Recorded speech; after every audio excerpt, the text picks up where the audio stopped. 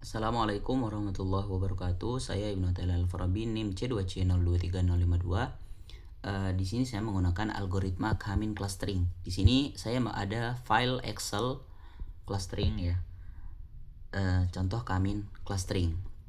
Itu di sini kita ada beberapa table ya.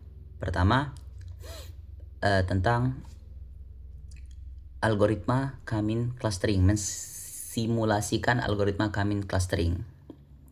Nah, sini pendapatan X itu adalah variabel X yang digunakan untuk clustering. Begitu ya, ini Y itu variabel kedua. Ini variabel pertama, variabel kedua untuk yang digunakan untuk clustering. Setelah itu ada C1X.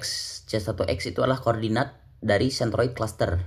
Jadi centroid cluster 1 C1, ini juga centroid cluster 1 Y, centroid cluster 2 X, centroid cluster 2 Y, jarak ke 1. Jarak C1 adalah hasil penghitungan jarak Euclidean antar data dan C1. Nah, kita bisa lihat di sini. Nah, di sini tuh perhitungan antara pendapatan X dengan C1. Pendapatan X itu dikurangi C1 di pangkat 2 ditambah pendapatan Y dikurangi C1Y gitu. Maka hasilnya akan dapat di C1. Begitu juga yang di bawahnya. Nah, jarak kedua itu sama juga. Itu tapi bedanya ini pendapatan X itu dikurangi dengan C2X. Nah, gitu. Pendapatan X dikurangi C2X. Begitu juga dengan pengeluaran Y dikurangi dengan C2Y pangkat 2. Ntar hasilnya bakal ada di sini. Nah, setelah itu ada cluster. Apa itu cluster? Cluster itu hasil, apa maksud cluster di sini? Itu adalah hasil penentuan keanggotaan cluster berdasarkan jarak terdekat.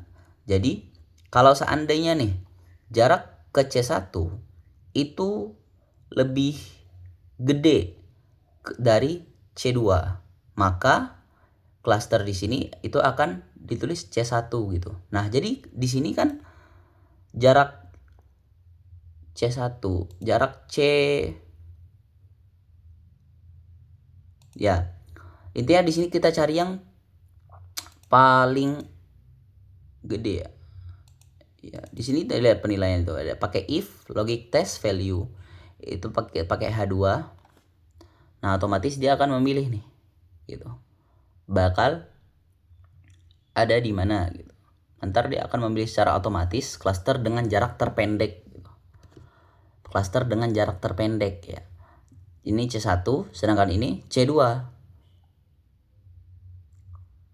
Oh, maaf, maksud saya itu siapa yang paling kecil ya.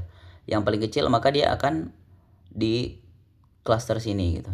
Contoh ini yang pertama C1, selebihnya itu C2 semua ya kan.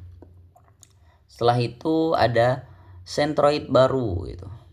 C1 X baru. Itu adalah penentuan cluster gitu. Dia tuh penentuan cluster. Di sini kita hasilnya di sini tuh lihat dari kita pakai rumus average gitu. Nah, ntar kalau kita kolomin yang ini sama pendapatan X, maka dia akan otomatis menuliskan gitu C2 ini. Nah, begitu juga C2, C1Y itu berarti otomatis pendapatan X ya. Coba kita lihat.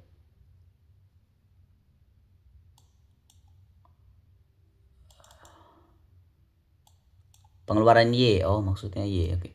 Pengeluaran Y, ntar hasilnya sini. Sama C2 juga X, berarti C2X itu pendapatan X.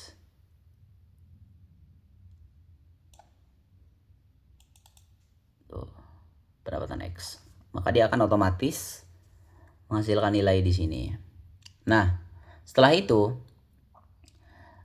dari grafik ini kan, setelah itu kita mempunyai grafik yang namanya itu scatter plot. Scatter plot itu visualisasi cluster K-means. Fungsi dari grafik ini kan. Nah, sumbu X itu menunjukkan nilai pendapatan. Sedangkan sumbu Y itu menunjukkan nilai pengeluaran. Nilai pengeluaran. Setiap titik pada grafik itu mewakili satu data. Ini ada grafik-grafik ini. Nah, klaster 1 dan 2 akan terlihat sebagai kelompok titik yang saling berdekatan.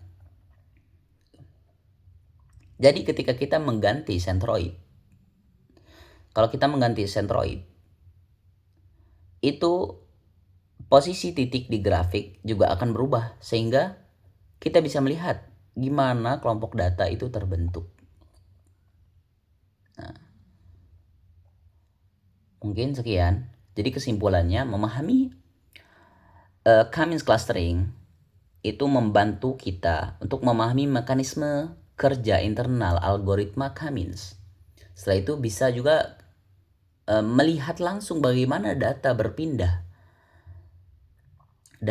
klaster saat sentroid berubah.